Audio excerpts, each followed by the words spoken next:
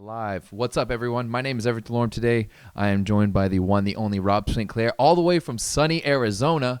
It's sunny in Toronto, but it's a lot colder here, I bet. Yeah, dude, you don't even want to know how the weather is here right now. It's about as good of a place as there is to be in North America in February. So I'm loving it. I'm here. Well, so my parents are here for the winter, but I actually have a ton of volleyball that I'm doing tomorrow that I can maybe talk a little bit about a little bit later. But what's cool about this episode? So right now, what is it? It's Thursday. It is Thursday afternoon. It is what, like 4:45 Eastern, and we literally just finished watching the last match of men's Champions League, We're the fourth we're round. basically like Bill And Simmons at the Ringer right now, where they're yeah, doing their like game recaps like just as soon as the match is done. But I mean, you've got to go to practice tonight with the Ascension, Phoenix Ascension from the VLA. Go get some touches. that's right. And so we're just like, yo, literally the match has just ended. We're just getting the breakdown of the ratios of what's going down in the pools. It was a crazy last day in Champions League, and that's basically why we decided Was. to come jump on. I'm going to steal you for this podcast before you jump on with Dan tomorrow for the CEV one. So this is a little bit of a warm up for you, if I may. Just get you That's warmed right. up, and then you can get all your bad ideas out on this podcast, and then you can perform even better tomorrow. Much appreciated for the platform. Yeah, really the only difference is that by the time me and Dan do the European Volleyball Show live on the CEV YouTube channel, that's 11 a.m. Eastern every Friday. Well, the only thing different that we'll know is the drawing of lots will have already happened. So we'll know the quarterfinal matchups for both the men and the women for Champions League. But as of right now, this second, we already know who made it out. We know the top 8 quarterfinalists for the men as of like literally 10 minutes ago, and If that. it came down to maybe the closest finish 4 that I points. think I've ever seen. 4 points. That's And all we're it not came down talking to. about 4 ranking points Mm-mm. or like 4 service errors or 4 stuff blocks or like 4 points, 4 volleyball points was the difference between one team making it to the quarterfinals and the other team not. And we're going to get to who that is in just a minute. But that is how close it came, which is just insane. Yeah, we're just looking here at Pool D. This is the pool that we're talking about. Modena, Warsaw, Roslair, Kemerovo. Coming into this one, Modena was 3-0, and so they had a great first half of it. Kind of dismantled, and I was out and about doing some other things, and I was like, yeah, Modena's playing Roslair today. Shouldn't be too hard, but Roslair comes out with the win and really puts all of Modena's hard work this year in Champions League to risk. In very much jeopardy. So let's back up just a little bit because this pool D coming in was definitely the spiciest pool. It was. There was definitely the yeah, spam that hot red pepper emoji. Definitely the spiciest pool. So like Everett said, Modena 3-0 coming in, Warsaw 2-1, Kuzbas Kemerovo 1-2, NAC Roeselare 0-3, out of contention to advance, but they're still like, first of all, that team's good. I actually like NAC a lot, and they could Tour Links play is a split. legendary. Tour I Links is a love legend. Like it's been there love for Tour so Links. long, and he's still Love balling that out. guy.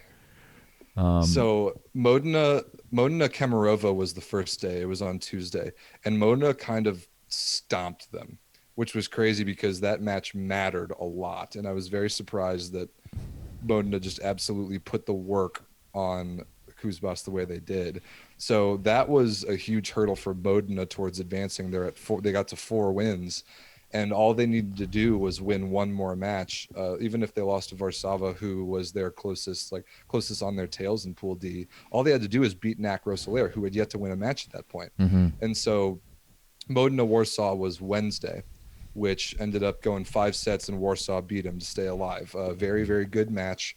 Modena grabs a crucial point in the standings, and they're still feeling decent about themselves because all they had to do was beat NAC Roeselare. But And so it was funny in the Discord chat that Everett and Dan plugged in the last show that's gotten a lot of increased membership lately. We were making fun of it yesterday. We're like, oh, there's no drama anymore. We kind of already know who's going to make it because I think everybody just assumed that Modena was going to beat NAC Roeselare. I legit And like then planned. sure enough. I legit planned other things for this morning for today because I was just like, I've been cooped up in my house for a long time. I need to go run some errands. I need to go for a walk. Just there's a ravine by my house. I went and spied on some coyotes that were walking around. It's crazy. There's coyotes, and then 25 meters away, there's like people walking their dogs, and there's these two coyotes just hanging out. It was great. But I got out of my house, and then I come back, and everything's in pandemonium. I didn't even realize that Roselaire beat Kuzbas 3-1 yesterday. They did, because Kuzbas played all the bench players, and I mean that makes match sense. completely didn't matter for either team. But so whatever, it had no effect on the standings at all. But Nac Roselaire comes out and beats Modena, but not only beats him, they beat him 3-0. What? 25-22, 25-21, 25-22, and they were the better team today. It was crazy. With all the stakes in the world for Modena needing to win this match, they get kind of manhandled by the Belgians, Nac Roselaire, and the biggest benefactors from this by far, beneficiary I suppose, was the Berlin Recycling Volleys. After getting dominated by Zenit Kazan, they fly back in their only 3-team pool, just hoping and praying for either Modena to lose or Warsaw to lose. And the instant Modena lost, because of the point and set tiebreakers, Berlin was in. And at the beginning of the day today, that was extremely unlikely. Yeah, absolutely. And I think, if I'm not mistaken, I think Berlin is now in. It's between that ratio between them and Warsaw. As we were getting set up, I didn't get a chance to see it. I saw that one came in over Warsaw, but yeah, that is pretty crazy to think that Berlin, the Recycling Volleys, has made it in, considering that 2 of their wins weren't wins at all. Were forfeit free wins. Yeah, all they had to do to advance to the quarterfinals was beat Ljubljana twice and get 3 points both times, because they got 6 set wins for free because of Arkas Izmir's forfeit, and then they got they had JW. That was their pool. Yeah, they had JW in their pool. JW. Yeah. Which is a shame. We love Jastrzębski. They spoiled Zenit Kazan last Champions League before it got canceled. Those stories. But yeah, Berlin gets smacked by Zenit Kazan twice. They're sitting waiting for the other pool at 4-2, 12 points. And a very good set ratio, I think 12-6. Is that? Yeah, that's right. So I'm looking at it right now too. And so all they needed was either Modena and or Warsaw to also finish 4-2, because even though Modena finished 4-2, 12 points, their set ratio was worse than Berlin's. Mm-hmm. So as soon as Modena lost to Nac Roselaire 0-3, Berlin knew they were in, which was crazy. So then it came down to 2 teams fighting for 1 spot, and that was just Modena and Warszawa in Pool D. And Modena, already with a hugely disappointing match this morning, just praying that Kuzbas Kemerovo, who had nothing to play for, nothing at all, would come out and do them the tremendous favor of beating Warszawa. But I mean, it comes down to the wire. They have to go to 5 sets. And what happens if Bartosz Kwolek doesn't injure his ankle? What is happening here? My screen grab keeps on moving without me touching it. But Bartosz Kwolek sprains his ankle, hurts his ankle right at the end of the 4th set. On set point of set number 4, as they win set number 4, just like a freak accident where he doesn't even jump, he just steps on his middle blocker's foot and rolls his ankle. Right, and they're leading in the 4th. They're forcing that 5th set. They have all of the momentum. And then coming out, it goes 8-1, 10-2 in favor of Kuzbas, and it's just over like that. 6-0. It was 6-0 after a service error, a couple transition kills, and then 2 Ivan Zaitsev aces. All of a sudden, it's 6-0, and the set is over. But the crazy part about it, and you're right, I think it was 10-2, maybe even 11-2. It ended up being, let's see, what was the final score? It was 15-5. 15-5. Yeah. 15-5. But if it was the 15-9. Crazy part about it, 15-9. If they lose the set, still, if Warsaw loses the set by 6 points instead of 10 points, they make it through to the quarterfinals. That's what it came down to. Because they went to 5, they had exactly the same record, 4-2. They had exactly the same points. This is compared to Modena in their same pool. 4-2. 12 points, exact same set ratio at 14-9. And the point ratio has ended up being Modena 1.060. That's literally points won versus lost in the volleyball matches. Mm-hmm. And Warsaw 513 won, 487 lost, 1.053. If they won 4 points, they make it to the quarterfinals and Modena goes home. And that, like, nobody knew that at the time, but that is the margin that it came down to. Modena is in the quarterfinals. Warsaw is out.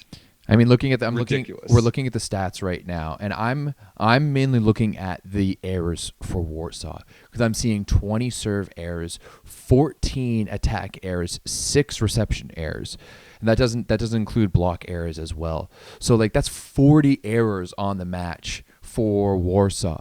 You take 4 of those away, you take 10% of those errors away, and they're on to the next round. That's the margin we're talking about. I think I've never seen in my like volleyball fandom a tournament like this come down to a tiebreaker like that. Never seen it be that close. And a tournament as prestigious as Champions League getting to the quarterfinals versus not is a tremendously big deal. I cannot believe it came down to just 4 points. 4 points. Yeah, you're right. That is a different, and that's over like 6 matches all the way back to December. Is these points are counted all the way since then, all through the 4th round, both legs. So that is the margin by which Modena advances and Warsaw stays home. That's crazy. Let's start back at the top from Pool A, just kind of going over the 8 teams that we've got going on. First up in Pool A, we've got the two other Polish teams. We've already talked about the 2 other ones with Warsaw and Jastrzębski Węgiel. Then we've got the other 2, the big dogs. We've got Zaksa Koźna. Of course, they go 6-0, perfect. They have lost in Plus Liga, but they are one of the top teams, one of the best teams in the world right now. They win that pool. Skra comes in at number 2. And most notably about Skra coming in at number 2. By the way, this pool happened 2 weeks ago, so we've already known these results for a little while. Zaksa, perfect 6-0.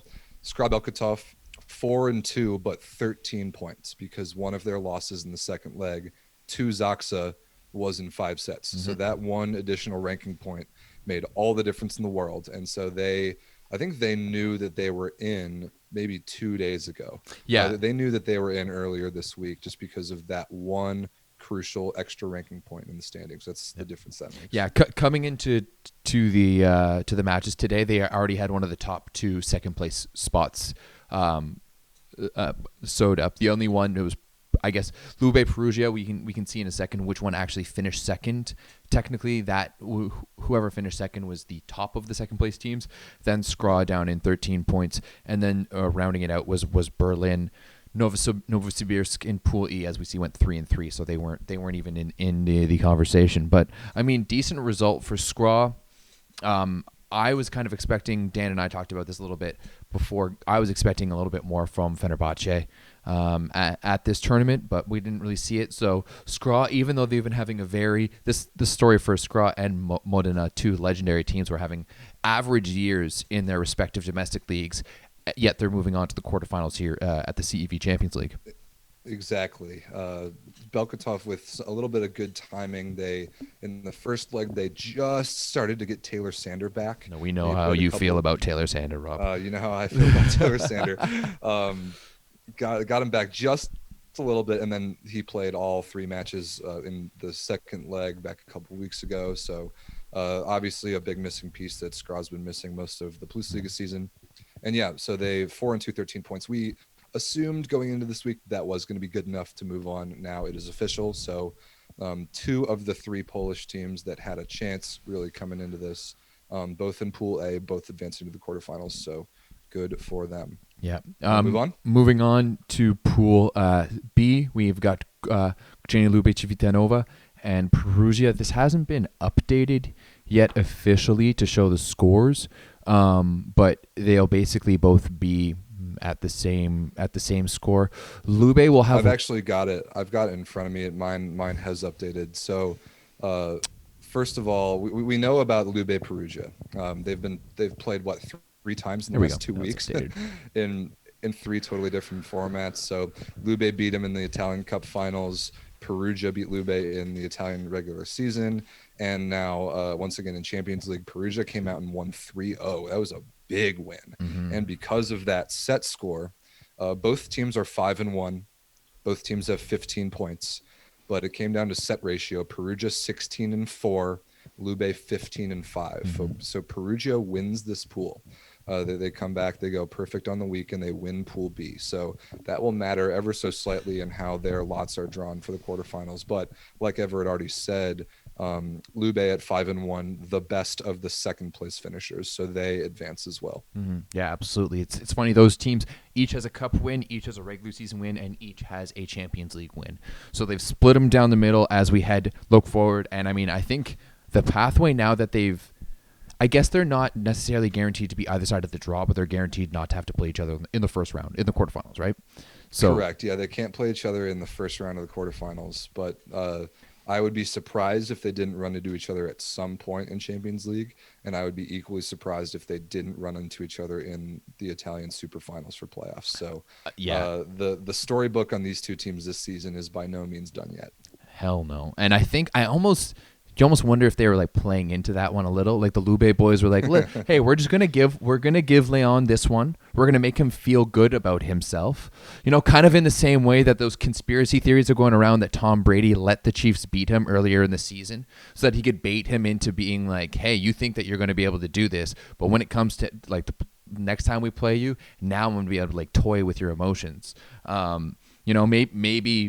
Maybe Lube's playing that kind of game with them. Be like, hey, we're going to let them win. We're going to let them feel good about themselves so that we can go and steal their hearts in the finals later.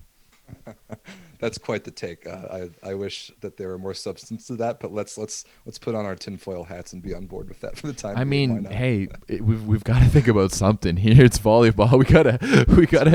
We gotta get people excited somehow. But you're right. I'm really excited to kind of see what these two teams bring forward in through the next few rounds. It sucks like we've had so much Lube Perugia in the past few months. Now we're probably not going to have it for a little bit, but. I mean, I'm sure there's going to be plenty of other matches as well to look forward to. Absence makes the heart grow fonder. Yep. These are two favorites for the entire Champions League, not just for Italy or not just for this pool. So we'll be seeing a lot more of these two teams, and they obviously both deserve to be in the quarterfinals. So that finished mostly as expected. We didn't really know which one was going to come out on top of the pool, but everybody pretty much knew going in that both teams are going to advance, especially because Arca, didn't make the trip for this leg for either leg of the fourth round. So they only had to play two matches this week. No big deal against Tours, even though both Lube and Perugia dropped a set to Tours. Tours looked much better this time around than they did the first leg. I mean, they were pushing Perugia.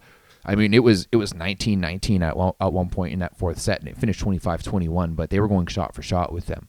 Now whether confidence booster, yeah, absolutely. Whether Perugia was on full blast, probably not, but they got the job done. But still, Tools VB and does a pretty good job there at the end of the set. Moving on to Pool C.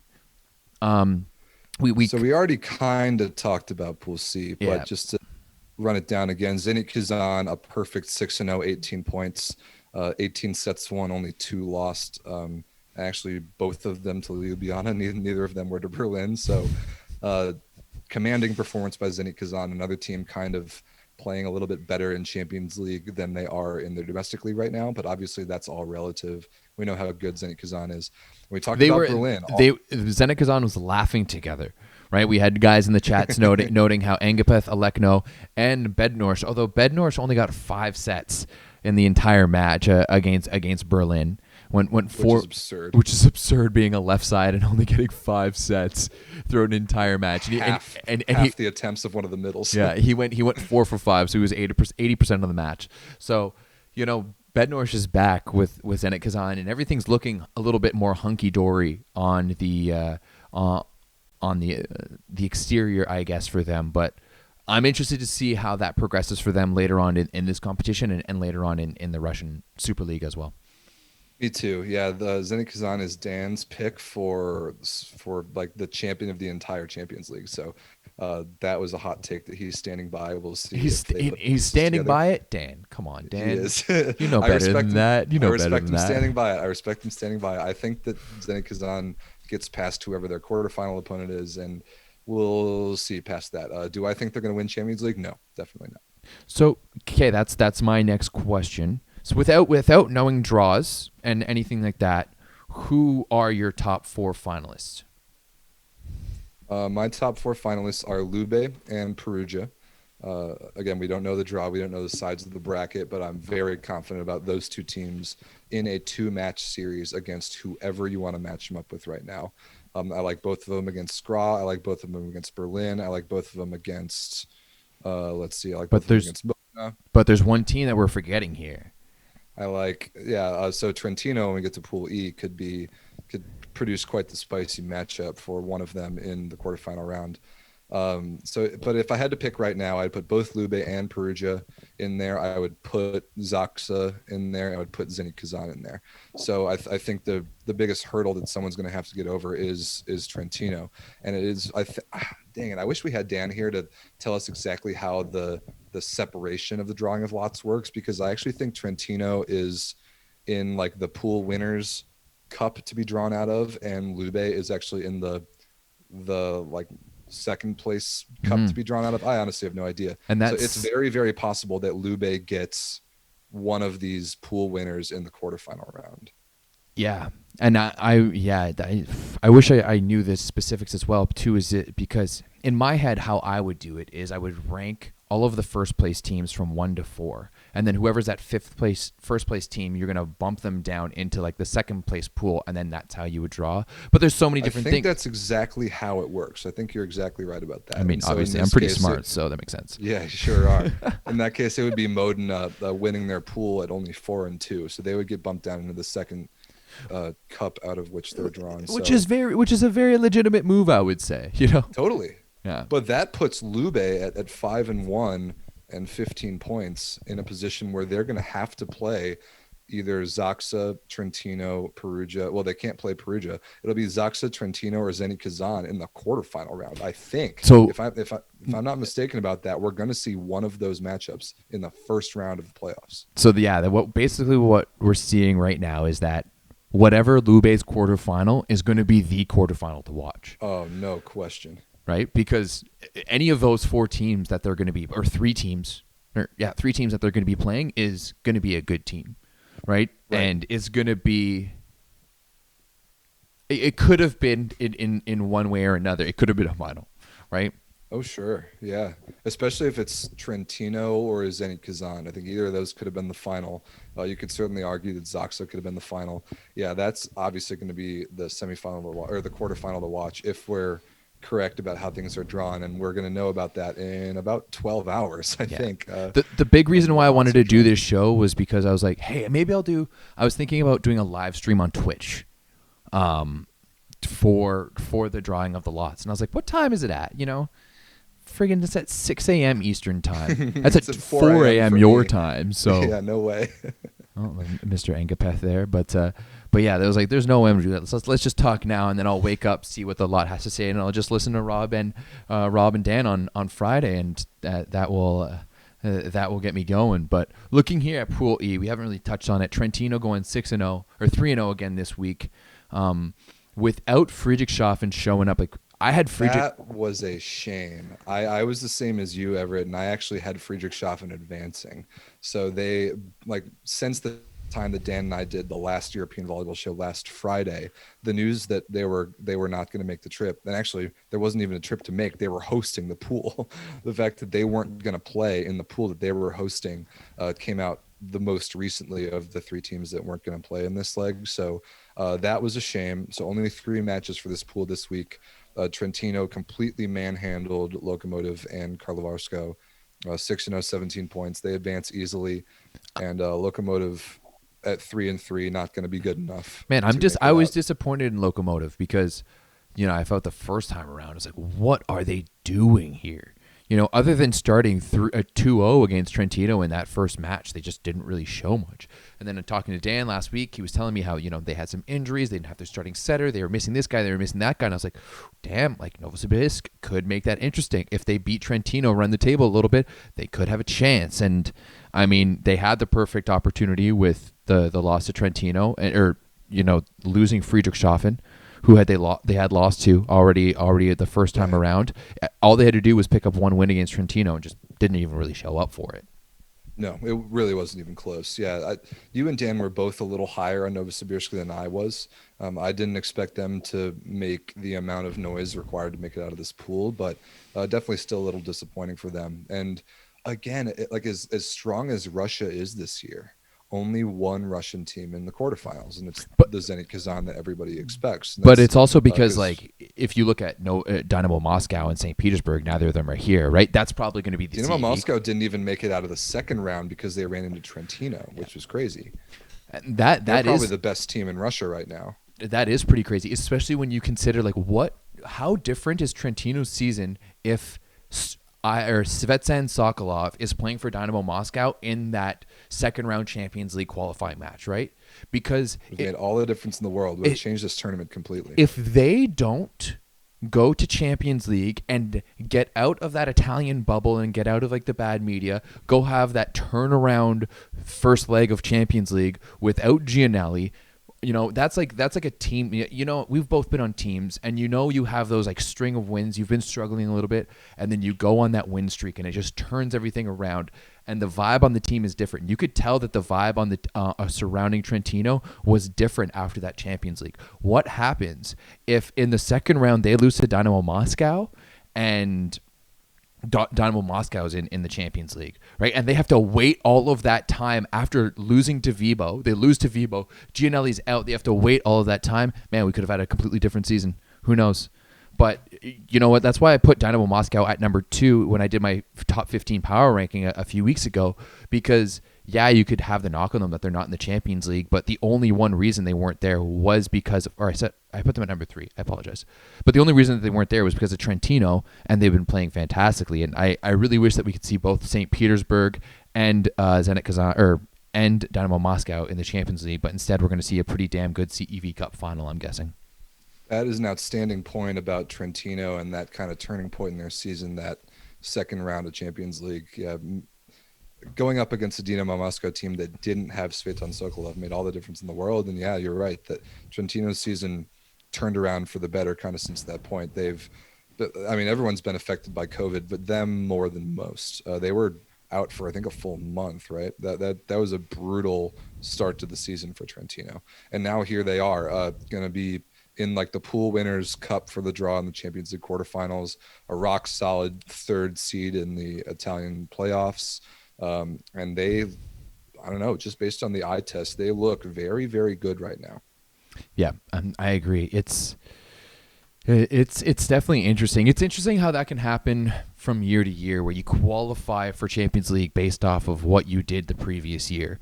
And if you don't follow up with, especially this year where clubs' budgets are drastically different than what they were potentially the year before, it's interesting to see where that breaks down. And for me, it really shows where those top clubs are, like a club like Friedrichshafen, who's able to still persevere even without having a real gym to play in, which is very literally the craziest. I feel it's the craziest story that not enough people in the volleyball world are making a deal about. That just like I agree. The German talked about it last week, but still, man, that's crazy. The German government just shows up. It's like, it doesn't need inspection anymore. Screw it. We got to take it down. But yeah, we're just really seeing what the clubs which clubs are the perennial powerhouses. And I mean, you have to put Berlin in there too, because they somehow managed to get it done. Sure, sheer dumb luck they is. Got so lucky. Sheer dumb luck is huge, but it is. I like Berlin. I like their team. They're a team that consistently brings in Americans, which I really like. I think they are talented top to bottom. I think their left side position is a little bit of a revolving door, but all good role players over there. Ben Patch is back healthy. I'm a huge Sergei Grankin fan. I think Berlin is good. I think they're quarterfinal good. Maybe not. I did not pick them to advance, but we already talked about how lucky they got, man. All they needed to do to get to 4 and 2, 12 points is just beat Ljubljana twice. And then, like I said earlier, because they didn't have to play Oshchevsky, and it didn't matter that they got stomped by Zenit Kazan twice. So all they needed was a little bit of luck in the form of this magical being known as Nakro Soler to come in Pool D and beat Modena for them. And Berlin gets a spot without even having to sweat out that Warsaw Kuzbas match like Modena had to. So Berlin is in, and they are going to play. They can't play Zenit Kazan, so they'll either play Zaxa, Trentino, or Perugia in the first round, or in the quarterfinal round of Champions League. And I'd be surprised if they took a set. I really would. I think this is probably the end of the road for Berlin. I'll give them a set. I'll give them a set. I'll give. I mean, they still have world class talent. You're telling me that both Ben Patch and Sergey Grankin and the rest of the team aren't going to walk into any gym and be like, "Hey, I think we can win this." You know, like I still think. Here's my answer to that. I want to read you the score lines from their 2 matches against Zenit Kazan in the 2 legs of the 4th round. Ready? Okay, let's do this. 25-21, 25-19, 25-18, 25-18, 25-16, 25-14. I rest my case. I'm watching them. Yeah, but who knows? Maybe it might be a bit of a stretch for them to be able to pull something through. But still, that's the thing, is that I've seen Ben Patch go off before. Oh yeah. And that's like Ben Patch is. I think my hit on Ben Patch is the lack of consistency. He's gonna give you some great games, and he's gonna not show up at all sometimes. But I think that Ben Patch always has that ability to be like, hey, yeah, guess what? I have 35 points in me today. Deal with it. And in a one-off scenario like the quarterfinals, who knows what could happen? And you got old man Sergey Grankin back there, who's just like, you know what? We're just gonna run them. We're just gonna run. Let's see what we can do here. So I'm not gonna say they're gonna get 3 bageled. Right? I can't go there and make that claim. That's what we thought was going to happen with Knack Roselair, and look what happened. Right? We almost had disaster. And Knack Roselair doesn't have the leadership of an Olympic champion and possibly one of the most explosive opposites in the world. So yeah, we got to give Berlin a little bit of respect here. The fact that they made it, and the fact that, like, hey, this is a team that has won Champions League medals before. They could do it again. 100% true. That's a very, very good argument, and I agree. Yeah, Ben Patch, we've associated him with Maciej Mujai a lot over the years, who, by the way, is now suiting up for Perugia. So that's another thing that maybe we can talk about.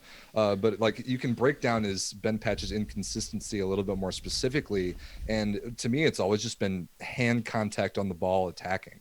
He's not a good hand contact, which is also Maciej Mujai's problem. Exactly. They're just opposite-handed versions of one another. They're similarly freakishly athletic. They have these tremendously high ceilings, both literally and figuratively, but not good hand contactors attacking the ball. So, but you're right. There is a chance that you get like world-class Ben Patch in the match that you need him the most, and who knows? It'll certainly be fun to watch. I don't think there will be any of these quarterfinal matchups that aren't going to be fun to watch. I think every one of them is going to be fun to watch. But the very first one, no matter who Lube gets, like we said, it'll either be Zaxa, Trentino, or Zenit Kazan. No matter who they get, that is must-watch TV. You must not miss those matches. No, that one is a most definite watch.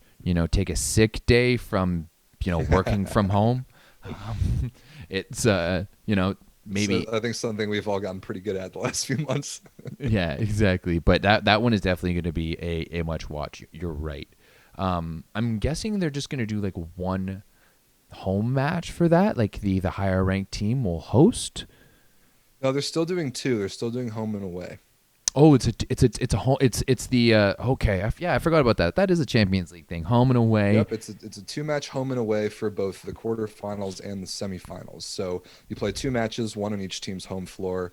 If one team wins both, they're in. If the teams split them and it's the same amount of ranking points, then you play a golden set. That's something that Dan and I talked about on the last show, and that is electric. So here's we get at least one of those. Here's my prediction right off the bat.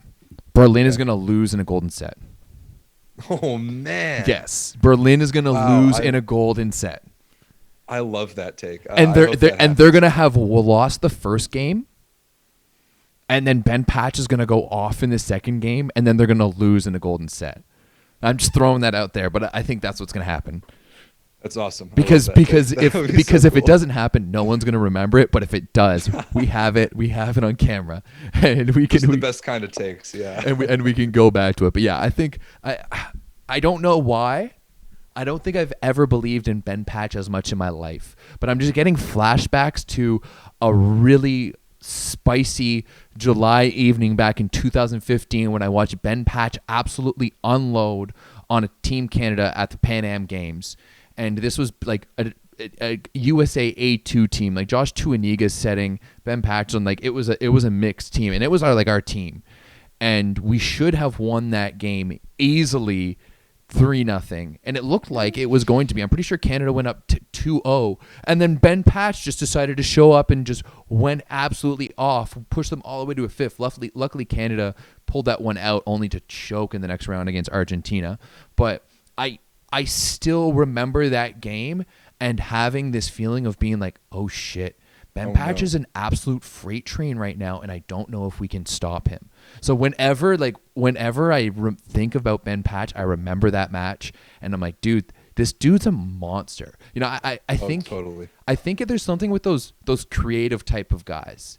You know, those creative types who, let's just say it, have like other interests than volleyball. And if you follow Ben Patch on Instagram, on social media, you know he's a fantastic photographer. He loves art. He's a very well-rounded human, I would say.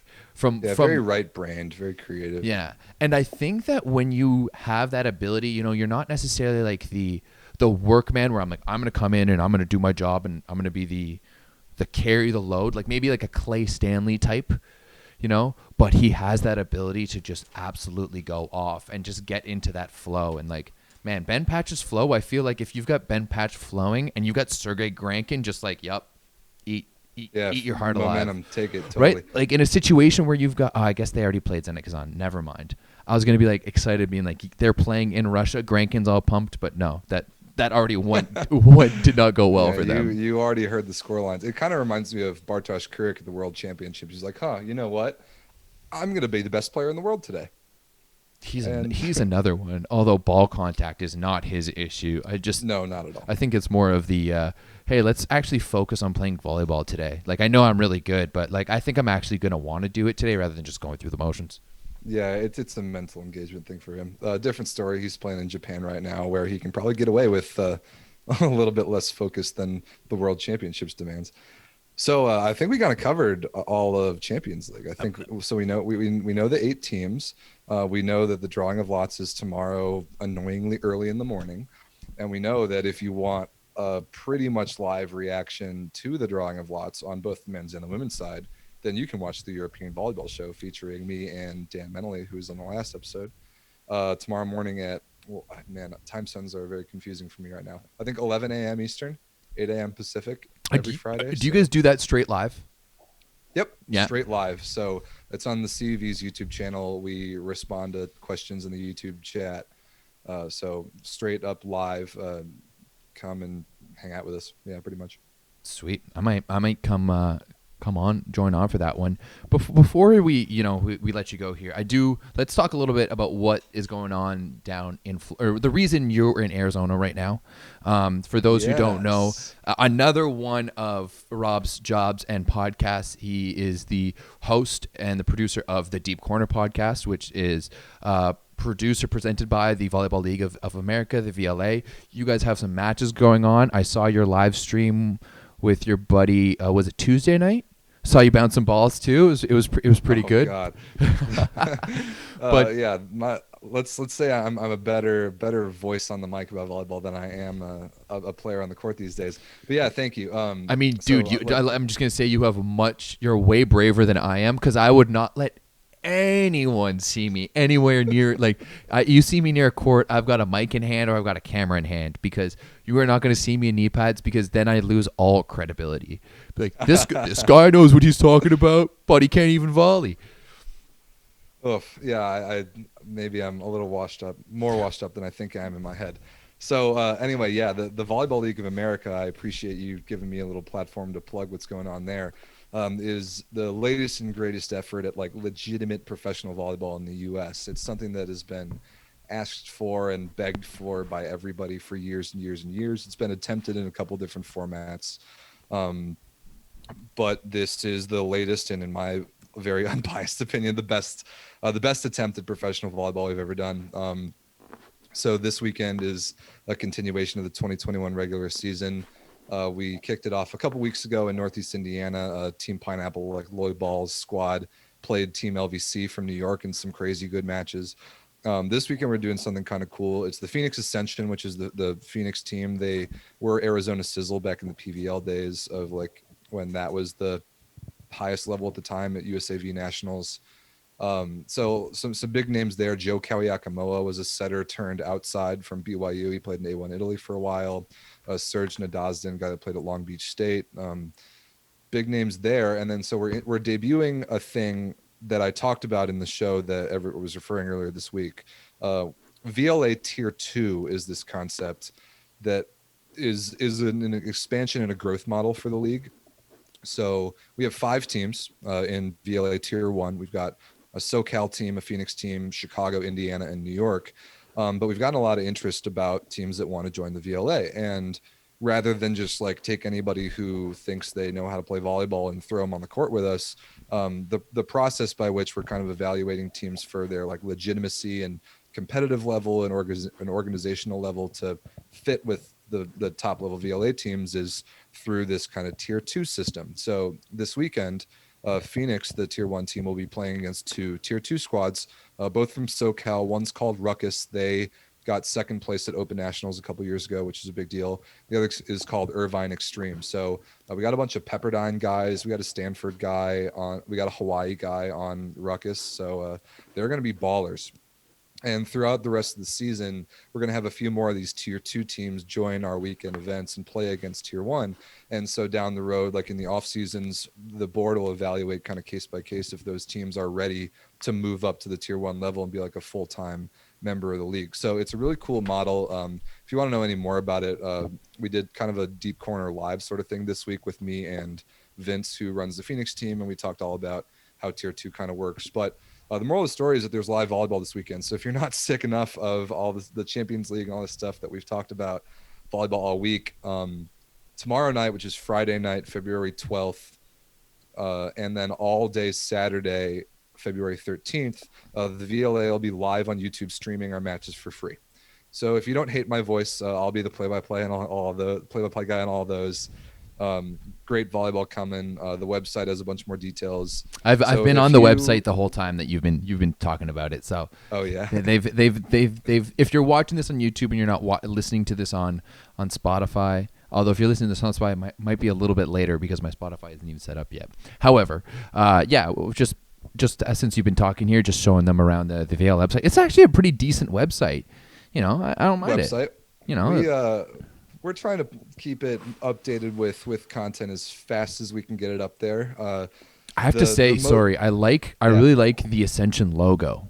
Like, I like the logos that you guys have here. Pineapple, classic, because everyone in North America knows about Team Pineapple. The Ascension logo that you have here, like the Arizona State with just the simple cactus and like the sun, it's clean. I like it. Iceman, sweet logo. The logo is a shout out to quite possibly the greatest movie volleyball sequence of all time with Val Kilmer, and I'm liking the logos you guys have here. It's good stuff. We got a graphics guy that's a veteran on the Team LVC squad that does graphic design full time, and some of the logo designs and jersey designs are kind of up to him. So Eric Martin, shout out to, he's been on my podcast before. Yeah, the threads are sweet. Yeah, Phoenix's jerseys with like the purple cactus and stuff are pretty cool. Yeah, it's cool. It just so happens that all of our teams happen to have an emoji that perfectly describes them, so we like to spam those in YouTube chats and comment sections. So yeah, we're really stoked about this weekend. The league is growing very organically in the correct way. It's built on really strong foundations with tremendously like well-respected and connected volleyball people on the board at the top. So we're really, really excited about it. If you want to know more about it, follow at VLA Volleyball on Instagram, Volleyball League of America on YouTube. It's we use our YouTube channel a lot. We've really pushed it for both live matches, for my podcast and highlights and all that stuff. And yeah, the website as well. So all the info you want is on those platforms. So if you are interested in the idea of professional volleyball stateside, I highly encourage you to check out the VLA. I really it's gonna be a great weekend. Do you have a little, like, just a little bit? I really like that idea, and I think we discussed it a while ago when I did a podcast with you on the Deep Corner to talk a little about it. But that idea of, you talk about growing the sport organically, and having that tier 1, tier 2. And I saw when you did your live stream earlier this week, you were talking about how in Europe that's the way it works. You've got the multiple tiered league, and I know that's something we discussed, and I really like that idea of building it, of being like, maybe we don't, for volleyball to grow and to become at a professional level. Or also, I think we discussed a little bit back then too, that I think the term professional, maybe we need to look at a little bit. And because if you're playing professionally, maybe somewhere like Sweden, if you're a North American going over there, you're probably not making that much money. And there's probably guys in your team who are just playing and not getting paid, I guarantee they have full-time jobs and they're playing for those clubs. Yeah, that happens a lot of places in Europe. And so because the reality of just straight up starting a league, and the capital that you're going to need, and the overhead and the fan base, and everything that you need to be able to do that is very, very tough. So that's why I love this idea of having this tier 1, tier 2, and a tiered system, and just setting up different tournament plays and stuff like that. Because you could set up a regional tournament similar to, like the Italian Cup, where you have like all of the regional teams from all of the tiers, and you could have different rankings. You could have promotion and relegation and stuff like that. And if, hey, maybe Canada is running on the same tier, maybe we have some cross-border competition in the same way. That's why I'm really liking this idea of the multi-tiered system. Now, my next question though is, what's your feeling? I'm going to throw you a curveball here. The women's pro league in the States, the AUS Sports. Athletes Unlimited, yes. That's where I think it gets kicked off on the 24th. We've started practices, I believe. February. That one is going to be on TV in the States, and it looks like it's going to be streamed as well. This is literally just popped to my head as we started thinking about it. What's your thought about that? Do you have any thought? Do you have any insight? Give us something here, Rob. Okay, I can do. So, first of all, Athletes Unlimited, to my knowledge, is not a volleyball specific company. No, because they have a softball league as well, correct? That's right. Yeah. So they're backed by several celebrities, actors, athletes from all over several like spheres of influence in the U.S., and they are trying to promote and present professional sports that don't get the spotlight, at least not in the US they don't, in very like creative and innovative ways. So the first two that they're trying to get off the ground are women's volleyball and women's softball. And COVID obviously has gotten in the way of those plans a little bit. But the Women's Volleyball League is set to kick off in just a couple weeks, maybe 2 weeks. So they're playing everything in Dallas. It was supposed to be Nashville, got moved to Dallas. I'll give you what I know about the format, but I check out their platforms for all the real details, because I don't work for them. You can't totally trust me on all the details being correct. But what I do know for sure is, one, the names and the players that are playing in this Athletes Unlimited Women's Volleyball League are huge names. Most notably, Jordan Larson is a tremendous poster child to have for a professional women's volleyball league. That is a big deal. International flavor as well, as C. Michelle from Great Britain, who's all over the internet these days. She's a great content creator. Got a couple Brazilians, got a couple Dominicans. We've got there's a Canadian as well. Bree, why is her name? She's the setter for Team Canada. Bree. I want to say Brie Larson, but that's only because I've been watching way too many Star Wars conspiracy theories videos. And let me see here. I'm searching the setters right now. Bree King. I should have known that. Yeah, Bree King. She's the setter for Team Canada. Also, Samantha Silliger Swenson, who real quick is the wife of none other than Mr. Eric Lepke. Exactly. So we do have a little bit of Canadian flair in both directly and indirectly in the Athletes Unlimited League. So yes, the talent in that league is top class. I'm very impressed by the names that they've been able to bring in. Shout outs to Val Nickel, who's a girl I know really well from Purdue. It's playing there. Sheridan Atkinson, a girl from Purdue that's there.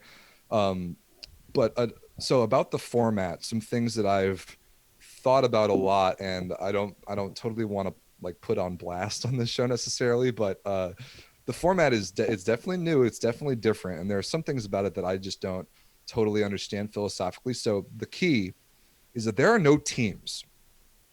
There are no teams in this league. What? None. It is just. Oh, did you not know this? Boy, No, you're dude. in for it. Boy, are you in for it. So there are no teams in this league. This league is just a pool of 40 or so very good players. 44 athletes. I'm once again, 44. I'm on the website and Okay, thanks.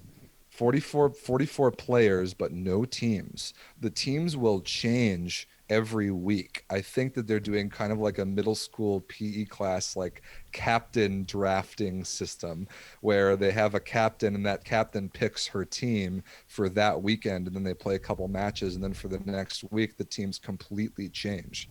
So there's absolutely no continuity in what team you're going to see throughout the duration of this league, which I think is 3 or 4 weeks or so.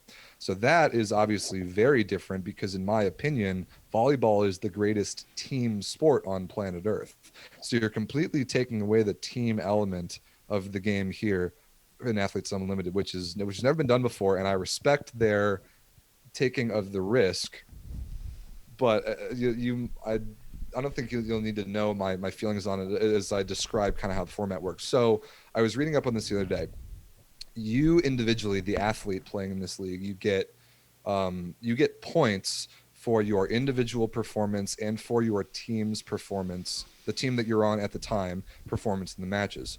So one thing that I really don't like, they're playing 3-set matches, not best of 5. That doesn't bother me. 3 sets to 25, no matter what, no matter who wins the first 2, you still play the third set. And a team, or like the players on that team, you get points. You get 30 points for each set that you win. And you get 40 points for winning the match. So if you win a match 3 sets to none, you get 90 points for the 3 sets that you won, plus 40 for winning the match.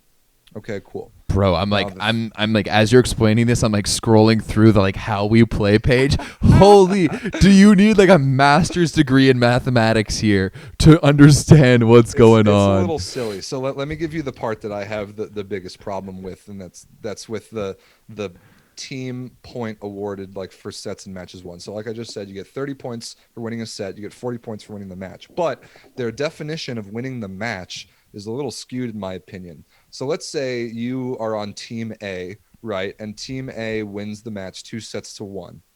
And the set scores are 25-23, 25-23, 19-25. Because I don't know, let's say you win the first 2 sets and you kind of let your foot off the gas and you lose the third set by 6 points. So you would get 60 points for the 2 sets that you won, but you would not get the 40 points for winning the match because you did not win the whole match-wide point differential, which does not make any sense to me. So if you lose a match 1 set to 2, but you win the point spread, like I just said, if you lose by 2, you lose by 2, and then you win by 6, you get 70 points for 40 points for winning the match, 30 points for winning 1 set. So you actually get more points for losing 1-2 than the team that wins the 2 sets. And that I absolutely cannot get behind. Yeah. That does not make sense. Volleyball is played by winning matches that are comprised of winning sets. If you are not awarding people for winning more sets, then that doesn't make sense. It's like this analogy was given to me in like middle school class for some reason. I don't remember why, but there was a World Series in the early 2000s in baseball where the Marlins played the Yankees, and the Marlins won the series, but the Yankees and the Yankees fans complained because the Yankees scored more runs total in the series, but the Marlins won the baseball games that you have to win the series. It's the same thing. You don't give the World Series champion to who scores the most runs after 7 games. Yankees You would give it to who you give it to who wins 4 games first, and that's exactly how volleyball works. So that one I really don't quite get. That combined with the individual statistic based point scoring, I think the goal is like to crown one player as the champion of the league. I think because there's no teams, so like just from a viewership perspective, it's very interesting. Like what my league, the VLA, is trying to do is to get people to latch on to certain teams that they want to root for. Those teams are very consistent. Those players are very consistently on the teams. This is the exact opposite. So I think their goal is to get people to latch on to players and to like have a rooting interest in that player's team or to root for that particular player to win the championship. But they're also trying to normalize points between positions. Like liberos and setters are scoring points the same way that offensive attackers are. So I don't know if you have the website up, you might be able to read what's in front of you there. But it's just Dude, it's all so over the place. confusing, Like man. you get so for an attack, if you get a kill, it's plus 8 points, but it's minus 12 points if you make an error. Whereas if you make a service ace, it's plus 12 points, but it's minus 8 points For a service error. for a service error. Well, that I actually kind of agree with. Like assists, I'm okay with a that. set assist is plus 1, but if you make a set error, it's minus 12. Whoa, that's extreme. So what's a Wow. set error? Is that just like a double or a lift or something? Or is that like, are we going to call like a set error that's like behind like a player, right? Like if you're setting in system and, you know, you're just chipping a ball over on the left side because it's a shit set. Is that, you know, like, is that how it works Is that here? minus 12 points? Yeah, that is a great question. Defining that is very A difficult. dig is plus Negative 5 12 points. with no errors on the dig, which I agree with. I agree with that.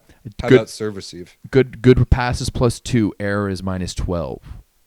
12? Yeah, Whoa. they're really into the like. So and my block stuff is plus 12, and there's no errors, which I don't agree with, because if you're getting I don't agree called with that. if you're getting called on net touches, Yeah, a net violation. a net to be violation penalty. has to be a penalty, in my opinion. And then, like, if you make a blocking mistake, if you're a middle and you fail your blocking responsibility, that I think that's a blocking error. Like if you leave a middle wide open, or if you leave a pin 1-on-1, it depends. It's very, very hard to quantify that because of how hard blocking is. Yeah, but that to me, I feel like if anything that if I can break it down to why this person didn't do X because it could be their system, then I don't count it as an error.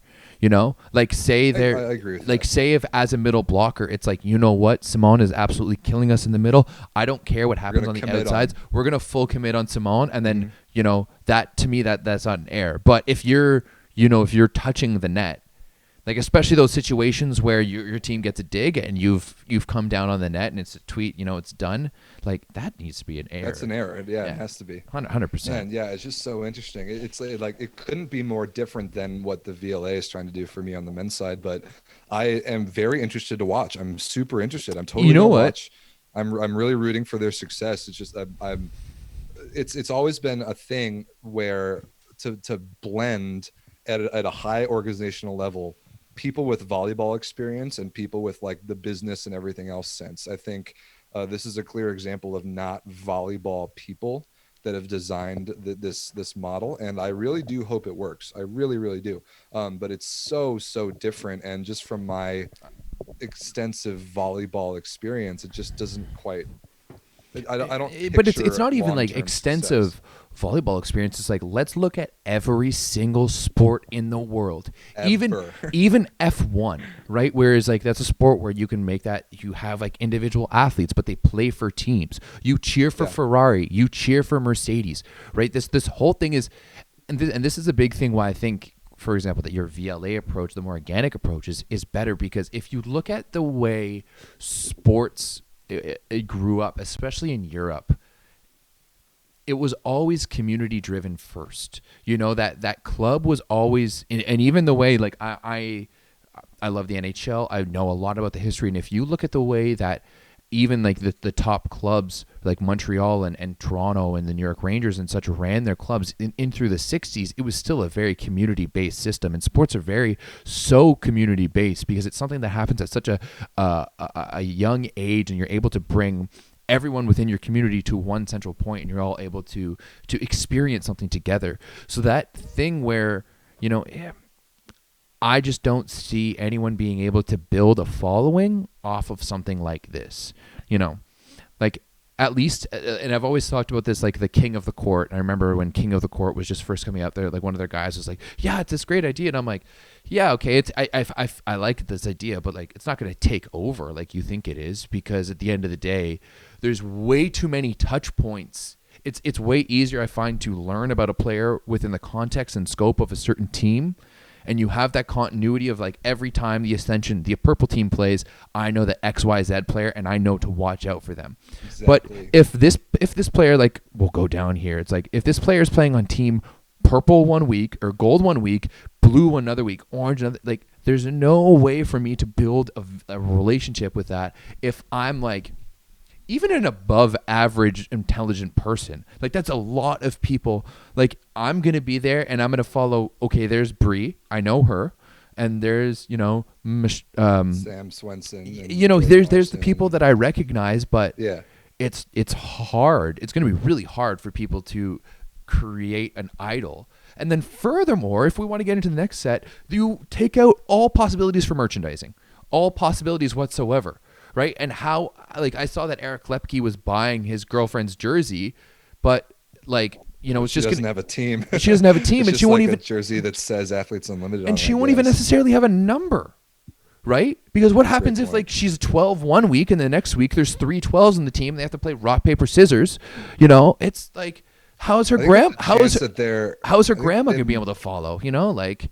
True. I think they might be giving like the 44 players jersey numbers 1 through 44. I think they may be doing that Ooh, so okay. that it is consistent, which is a good idea. But still, so you made a lot of very good points there, and I want to echo a couple of things using the VLA kind of as a model. So first of all, sports leagues are comprised of franchises. They're comprised of individual team organizations that, like you said, they have a huge attachment to their local, their city, and their state a lot of times. Think NHL Original Six.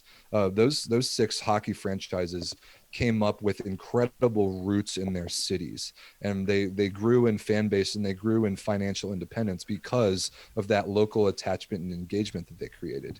So that's exactly what the VLA is trying to do. For now, at least financially, the league serves as an umbrella for the teams while the teams build their own like organizational and financial independence. That's the goal.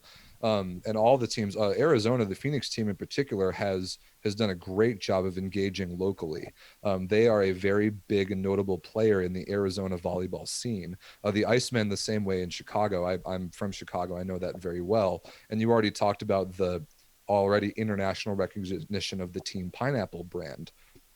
So that, if you ask me, if you're trying to build a new professional sports league, that's the way to do it, because that's how leagues are made up. They are made up of franchises that grab local state following from fans. They're able to put butts in seats at home games when the world is safe to do that sort of thing. And fortunately for the VLA, we have partnerships to run events with the JVA, Junior Volleyball Association, which is a big tournament governing body here in the States, AAU, which runs a massive circuit and nationals for juniors in Orlando, and then USA Volleyball, the governing body of the whole sport in the nation. And no league or no organization ever really has been able to unify those three before, like the VLA has, which is a big deal. USA Volleyball also backs Athletes Unlimited very strongly because there is an element of it that is a feeder or a tryout system for the U.S. women's national team. That not a lot of people know that that's definitely going on behind the scenes. But for like an independent league to flourish and to have long-term sustainability, you've got to build it from the ground up. You can't be reaching past like your financial and organizational capability at the time, and you've got to have strong individual and like eventually independent franchises that can operate on their own and that can build fan bases from the bottom up. And that's exactly what my league is doing, and why I think it's really worthy of following if you're passionate about the idea of pro volleyball in North America. Athletes Unlimited has way more capital than we do. They have way more resources. They have way bigger names, and they're able to provide for their players right now a lot more than we are. But that model, we'll see down the road how those two models manifest themselves in long-term growth and sustainability. I really do wish Athletes Unlimited success, and I'm going to be one of their biggest fans. I think it's an awesome idea, and it's a lot of new and exciting stuff. But just long-term volleyball league, I just don't necessarily see it working. Yeah, I tend to agree. I personally think that anyway, you can't have this. You can't have a scenario where women's volleyball and men's volleyball are two separate entities, right? At Great point. some point, for indoor volleyball to be a viable thing, it needs to be one league in the same way that we see it going on. Like it needs to come from the same source. There needs to be some sort of, like, now that doesn't necessarily say that there needs to be a Team Pineapple women's, right? And that there needs to be, the equivalent of every women's team other than men's, but Right. to me it has to be working together, right? The unfortunate reality is that some people, or a lot of people in North America, don't really care about women's sports and will only watch men's sports, whereas that we understand the reality that volleyball is a mainly predominantly female sport. Our largest In North America, anyway, absolutely. but yeah, absolutely, but like that's what we're talking, right? And you and I both know that the ratio female to male in our sports, what, like 5-1. So to me, the notion of, and especially because, like, we know it as volleyball players. I grew up playing soccer. I grew up playing hockey. I grew up playing basketball, other sports, but no other sports integrated men's and women's so cohesively together as volleyball did. Strongly agree. You went to tournaments and there was women's tournaments happening right beside you. You go to beach events and, like, it's all over the place, right? So as volleyball players, we understand how the women's and the men's games help each other out, how the women's and men's games have their own intricate ways of being played, and it's actually two different games altogether. You're not going to go to a women's game to see, a big, strong side-out game like you are in the men's game. You're going to go to the women's game because you're going to see a very fast game, high level of skill, and it's going to be a chess match. Like I love watching women's volleyball for completely different reasons that I love watching men's volleyball. Yep. But to me, we're not going to be successful at growing the sport in North America if we're trying to do it on so many different platforms. Like, we're trying to do it with women's on one side and they're running one type of schedule, and then men's on one side and they're running one type of schedule. We've got have a cohesive front. However, I don't think that needs to happen right away. I like the fact that they're trying to do something, right? They're giving. That's exactly what I was going to say, is that so what's cool and that I know about the VLA from my look behind the scenes that not very many other people can know about right now is that those things are already being talked about.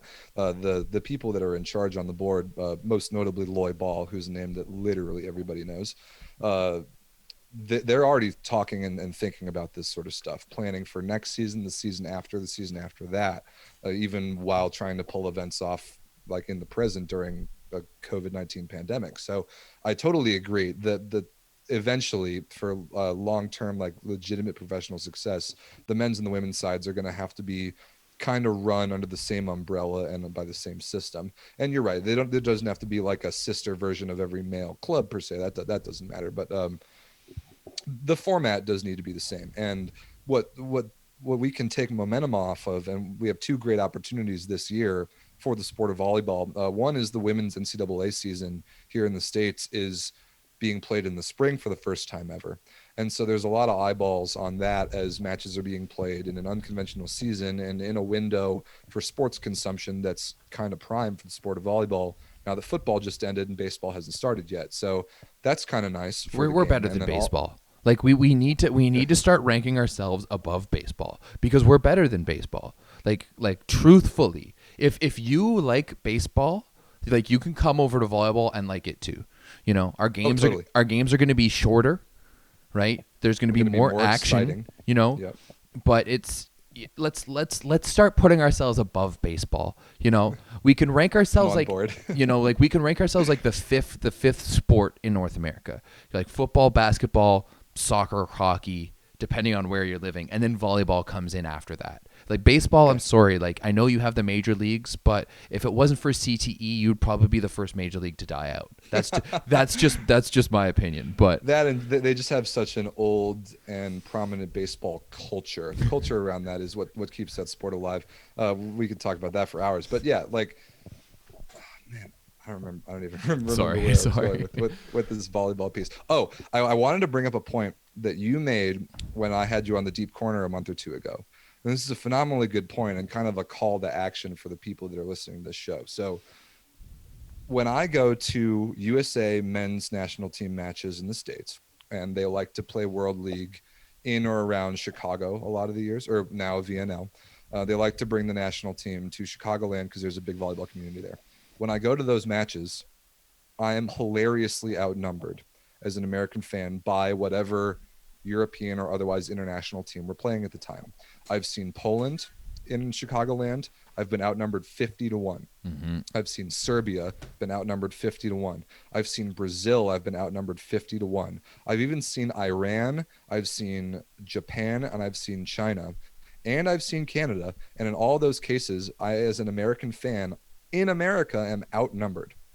And this is another thing that has always blown me away, and that you made the point when Canada hosted Olympic qualifiers in, what was it, January, right before the pandemic? Yep.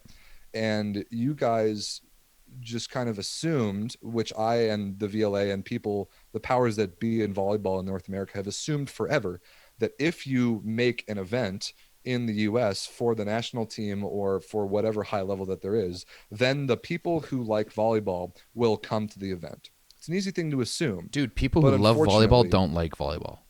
it's that sentence is true, and it doesn't make any sense at the exact same time. So you guys found, and Volleyball Canada found, that they have to go so far out of their way to grab the volleyball community. No, they haven't found that yet. Trust Well, me. Trust me. No. They still think that a good old email blast, maybe a post or two, one or two posts on Instagram and Facebook, maybe we'll write an article that should be able to cover it, right? That's fine, right? Oh Wrong. yeah, it's always funny. Yeah, it's questionable if they've discovered that, because that's been their same ploy. This is a funny story. So when I was on your podcast, I told you a little bit how, it was literally 10 years ago now when I got my start working for Volleyball Canada. I remember there was a leading up to the event, they wanted me to go do promotion at old age homes in and around of the facility, because games were going to be played during the day. And then at another point, there was a traffic jam out front. There was an accident on the street that we were on, and they wanted us to go out, and we did it actually. We went out to the people stuck in traffic, giving out little postcards, and that was part of our marketing plan for international events. Wow. And that to me is I still remember being involved with a beach event, and that was in Canada a couple of years ago, and talking to the people involved. It's hey, how are you guys gonna engage the volleyball, the provincial volleyball community? And they're well, the governing body, the PSO, is gonna do that for us. And I'm are they? How are they? Well, I don't know. They're just gonna do it. And it's just there's such a disconnect from old school volleyball people to just being well, people like volleyball. If you like volleyball, you should come to this. Well, how do they know about it? Well, it doesn't matter. They'll figure it out. Oh, okay, cool. And then you show up, and because I've actually heard, not to rag on the USAV or US American Volleyball, but the reason that a couple of years ago when we had the VNL finals in Chicago, and it was the theater seating where it was dark, was the actual reason was because the USAV didn't sell enough tickets, and the FIVB told them, hey, we need to turn it down so it doesn't look empty, because it is. That's correct. And I was there. I was at that tournament. By the way, that tournament was electric. It was a great tournament. They actually did a phenomenal job producing that event, a much better job than they usually do, for the VNL regular weekends, which made it more exciting. The in-arena atmosphere was better. But yeah, that was not a big arena. And until the last day, until the finals, the gold medal match between the U.S. and Russia, they weren't able to fill it totally. Well, I think they filled it when Poland was there, because that's easy in Chicago. Chicago being the second most populous Polish city on the planet outside of Warsaw, for those of you who didn't know that. That's true. Didn't know that. But the point we're trying to make here is that there are so many people that play volleyball, that like volleyball, in the US and Canada both. The junior level, it's explosively growing, both men's and women's. The high school level in the US, it's the most participated sport for girls. It's growing really fast for boys. Women's college volleyball is extremely popular on TV. And then just adults, I know people in the Midwest that all they do on the weekends is they just play. They play tournaments every weekend. But for some reason, we can't go and get those people to come watch the national team play in real life, or to watch the VLA on YouTube or something. Like the barriers between you, a volleyball lover, and consuming professional volleyball in the US and really everywhere else in the world have never been easier. It's never been easier to do it. But for some reason, people who like volleyball just don't, they just don't know, or they don't care about watching it. They don't want to, like, they just don't care unless they're like playing with their buddies on a weekend or whatever it is. I have theories about that actually. One, Yeah. I think it's accessibility, because think about when we were growing up, it was impossible to watch volleyball. It was. Right? I had to go so far out of my way. It was every now and again. And there was a few videos on YouTube growing up. There was the Lionel Marshall 50-inch vertical video. There was the Giba do Brasil double dig in the back row. There was a few like other spike videos. There was the Shadow Ridge 2007, state champs pump up video that somehow got massive, and actually AVP announcer Mark Sherman was a part of that team. But there wasn't anything going on. And then the second is, and this is a hotly contested topic, and you and I both, is we imagine watching baseball from a side view. It would suck. Baseline cam. It's a baseline cam. It's so frustrating. And I've had this talk with a producer at TSN. For you Americans out there, TSN is ESPN, but just Canada. Canadian ESPN. Same font, same colors. We just, TSN instead of ESPN. Sports Center spelled the Canadian way. And this is a producer that I worked with back in 2013 at the Canada Games. And, I was the sport information director for both volleyball and beach volleyball. And whenever they came in to broadcast the sports, I was the direct contact with, the commentator and the producer and everything. And I was, really prepared. I had a nice little booklet, and they were very happy with me. And I remember talking with him a few years later at this sport media evenings that we've had here in Toronto. And I'd be like, I want to talk to you about this. And he goes, oh, but you're a volleyball fan. Like, just because you want to watch it from the baseline doesn't mean everyone else wants to watch it from the baseline. And I was like, well, like, why are you telling me that volleyball fans know how to watch their game and know how they prefer it, and you're telling them that they're wrong? You, a person who has seen volleyball a handful of times over, and yes, you have an illustrious career. And I was like, tennis, badminton, pitchers in baseball, like any sport where we play vertically like that, it is always a baseline camera. And you've just got these old whites who absolutely love soccer in Europe and Brazil and in Japan, and they're just like, well, we're going to set up a card system, and we're going to make everyone have to be really polite, and we're going to watch everything from the side because that's what soccer does, and we're just going to copy soccer. Yep. I am a huge proponent of baseline cam. If you like baseline cam, then you're going to like watching VLA, because I will ride or die with the baseline cam. Yeah, there's definitely something to that. It is the way that it should be broadcasted. It is actually your videos that were on Volleyball Source back several years ago that I think exposed the internet and at least North America to how awesome baseline cam is. You're like, wow, I can really appreciate the motion and the speed of the serve. I can appreciate the physicality, the size of the athletes. I can appreciate how things move around, how the altitude at which the game is played, the speed. I think that's what you said. The important part is the altitude, because absolutely every single game in the world, it's played from here to here. Right, it's played from one end to the other. So you absolutely can stick that camera in the middle, and then whenever a team is going to be playing offensively, you're going to have that front to back view. Yeah, it's going to be a little bit aside, but it's going to be that front to back view. But our game is played from here to here, right? Up to down, that's the big thing, that this up high side angle where you have this camera trying to follow a ball that's moving at 125 kilometers an hour in a space under 20 meters. It just doesn't make sense. It's just like, guys, think about standard broadcast theory for 2 seconds. Okay, cool. Now let's change it up. Like I feel like any person who has like a little bit of knowledge of how cameras work is just like, yeah, you should watch volleyball from the baseline. And yet it's something that, like, I remember hearing Kevin Barnett, who, funnily enough, I'm pretty sure he's going to be the announcer for the Athletes Unlimited League. Yes, he is. That's correct. And like I remember hearing Kevin Barnett get mad about this on the net live back in 2010, and it's still an issue. Like, guys, like someone figure it out. Athletes on like someone figure it out, please, because I can't continue watching volleyball from the side. I can't. Like it's so hard. Well, buddy, I've got good news for you, and that's like again VLA strictly baseline cam.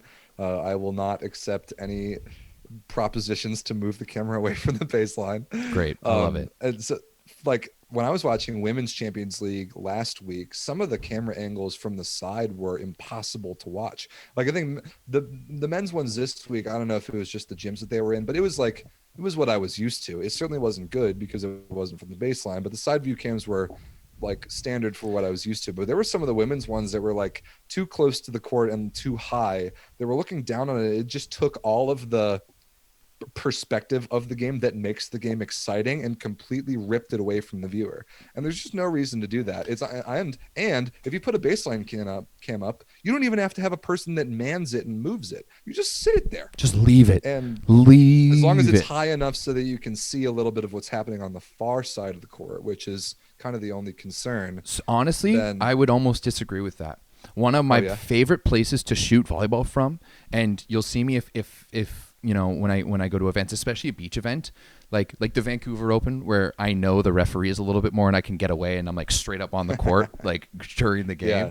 But like the ones from Can-Am too, right on the floor. Yeah, awesome. But my favorite places to be is like sitting on the ground, shooting like inches up from the ground, because that way you have a really, really good view of what's going on the other side of the net underneath the net.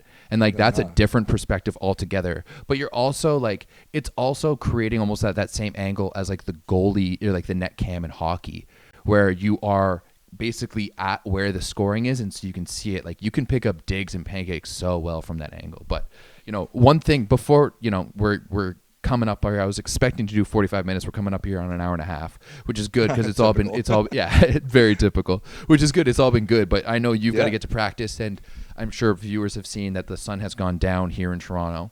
Yes. And I need to make dinner for my girlfriend when she gets home from work. Oh, she's going to be pissed. But last thing I want to kind of touch on before we wrap it up in terms of camera angles is that one of my biggest frustrations is that when you have the side camera angle in volleyball, how much of the actual court is the percent, like how much of the actual court, like percentage wise, takes up the screen? And I would bet most of the time it's under 25%, because how often do you have like the entire like back end and all of the crowd and all of this stuff? It's like, there's no sport that does it that much. And if you go from the baseline, then you can fill up the entirety of the screen with the court, with the playing surface, with the game. It's just like, we got to figure it out. We need some smarter people at the helm at our big volleyball places that can be like, hey, maybe we should try out something different, because, hey, reach it. Volleyball isn't one of the biggest watched sports in the world. Maybe we should try something out. But I digress. Reach it. Yeah. Rob, thank you very much for joining us today. We talked about a lot. We talked about some Champions League stuff. We talked about the VLA. Super stoked about that. We talked about Athletes Unlimited. Just one thing, I just want to touch on the Athletes Unlimited real quick. That I do want to show, like there's a lot of ways to watch this league. Like that's true. And it says in Canada and in the US, you can download like the CBS Sport Network app, and you can be able to watch it on there. You can be able to watch it on Fox Sports 1 or Fox Sports 2 or Fox Deportes. Spanish. Yeah. Like is it a little bit like Deportes? What does that mean? Is that sports or sports. Is like okay? Yeah. Is it sports. Weird? Like, I know this is like very political, but like sports is the same word in Spanish as deport is in English. That's kind of interesting. What the word is. But yeah, so you've got Fox Sports 2. You can download the CBS Sports Network. It looks like they're going to be streaming on Daily Motion and on YouTube and on Twitter and on Facebook and on Twitch. Like, you are going to be able to watch this game everywhere, and like that, I'm excited for that. It looks like they've maximized their ability to get exposure, which is something that the rest of volleyball does not do. That's right. Yeah, so everyone else needs to take notes from that, and the VLA is trying to do the same thing. Everything live for free on YouTube. No barriers to that. Very few barriers to Athletes Unlimited, which is outstanding. So if you're not sick of volleyball yet, if you want to hear more about Champions League, you've got the European Volleyball Show with me and Dan tomorrow morning, 11 a.m. Eastern every Friday. The VLA will be in action Friday night this weekend and all of Saturday. So check out that YouTube channel.